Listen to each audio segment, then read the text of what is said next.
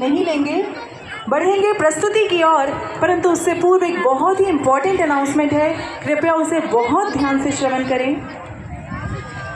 जिस ब्रह्म ज्ञान की दीक्षा के बारे में आप कल से श्रवण कर रहे हैं, यदि आपके भीतर प्रभु को पाने की, प्रभु का दर्शन करने की इच्छा जागृत हुई हो, जिज्ञासा उठी हो, then here is a good news for you।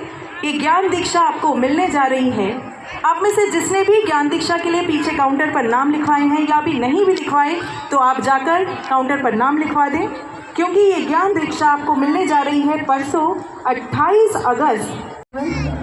शुद्ध विशुद्ध प्रेम के महामंत्री विदुर और उनकी स्त्री विदुरानी सुलभा, हृदय केवल धर्म संस्थापक द्वारिकाधीश श्री कृष्ण को समर्पित था। इसी कारण सदैव महामंत्री विदुर धर्मावलंबी बन अधर्मी कौरवों की सभा में भी डंके की चोट पर सत्य एवं धर्म का मत प्रस्तुत करते हुए जरा भी ना हिचकिचाते।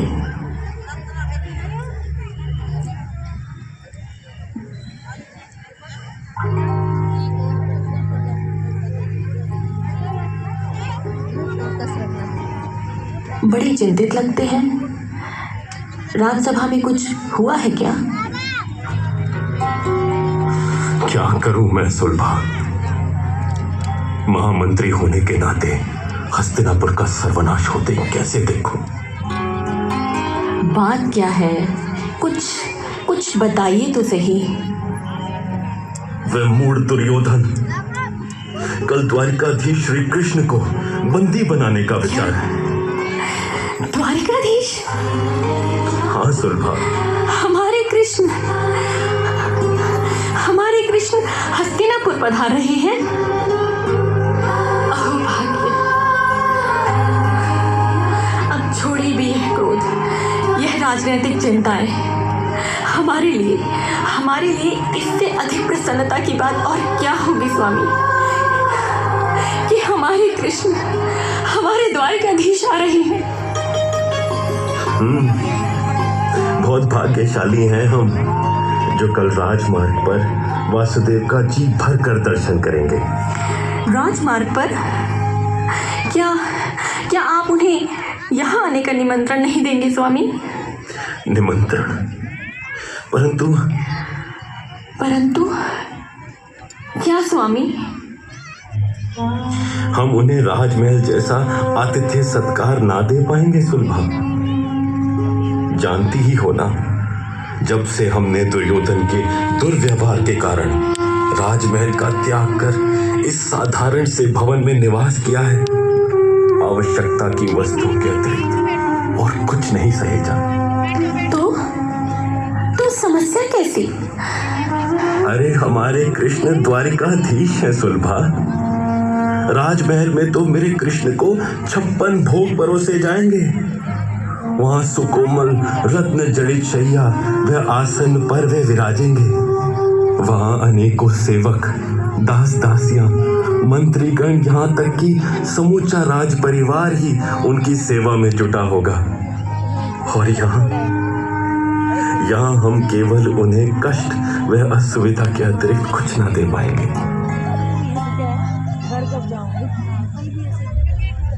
जहाँ एक ओर विदुर जी व सुलभा प्रेमा भक्ति के सागर में डूबे द्वारिकाधीश का भावुक हृदय से राजपथ पर खड़े स्वागत कर रहे थे, वहीं पितामह भीष्म व गुरु द्रोण के साथ दुर्योधन, गांधार, राज शकुनी, दुशासन अपनी कुत्सित सोच के साथ राजनैतिक औपचारिकताओं को पूर्ण करने द्वारिकाधीश के स्वागत को उपस्थित हुए।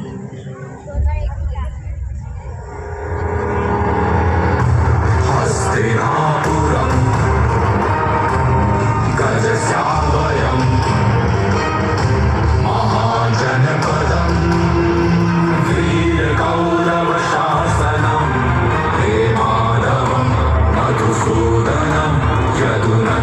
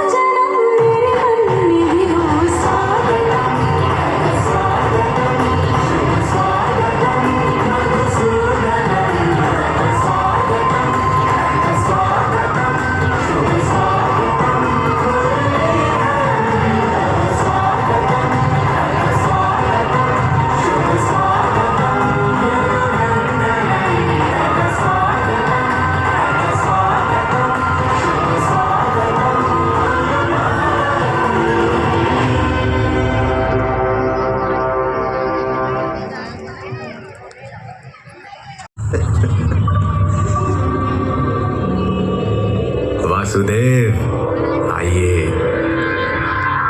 नहीं गांधारी नंदन। ओह समझा, पांडव पक्षधर भला यहाँ भोजन क्यों करने लगे? दुर्योधन, पुत्र अपनी जीवा को संयम में रखो।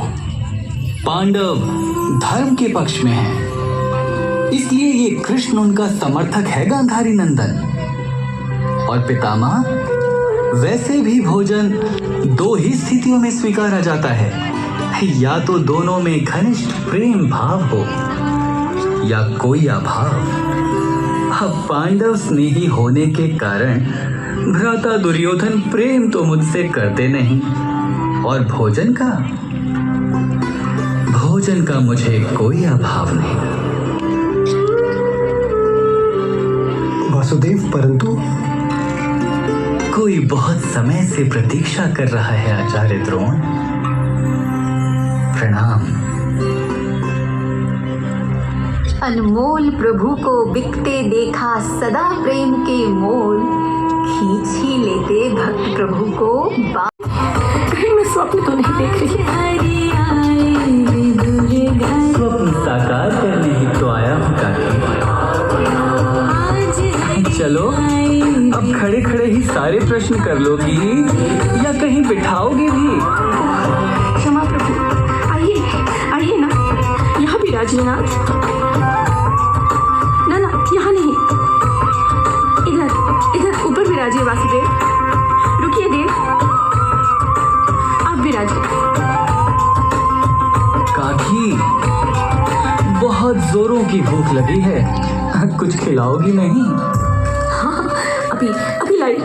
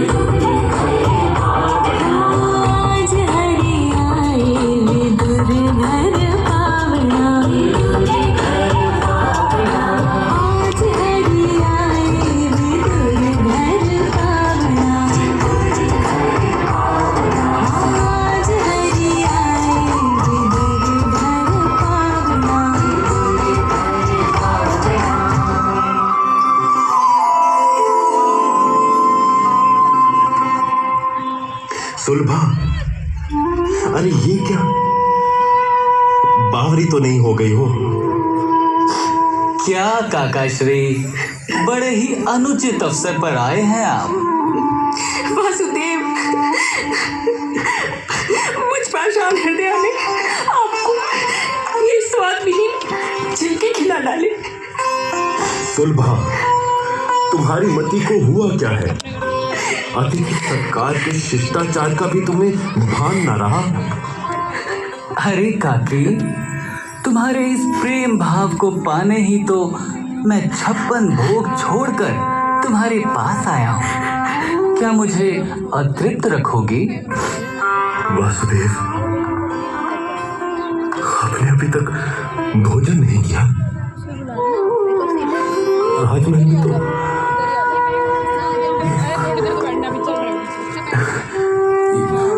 काकाश्री, जो स्वाद इन छिलकों में है वो इस गिरी में कहा। त्रेता में मां शबरी के झूठे बेरों के बाद वो स्वाद आज इन छिलकों में मिला है काकी।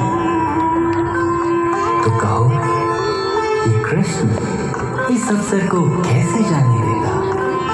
भावी समाज ये न समझे कि सर्वसमर्थ होते हुए भी कृष्ण ने युद्ध को टालने का प्रयास नहीं किया। महामंत्री जी, ये वार्ता अब राज्यसभा में जाकर कीजिएगा। अब क्या सारी शुदा बातों से ही शांत करेंगे या भोजन भी परोसूं?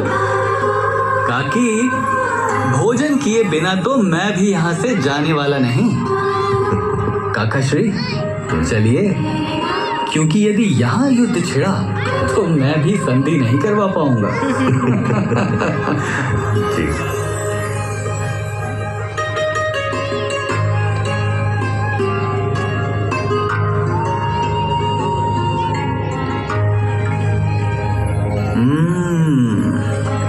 वाह, कितना स्वादिष्ट साग है। इस भोजन का स्वाद तो मैं आजीवन नहीं भूलने वाला। प्रेम सगाई, प्रेम सगाई, प्रेम सगाई।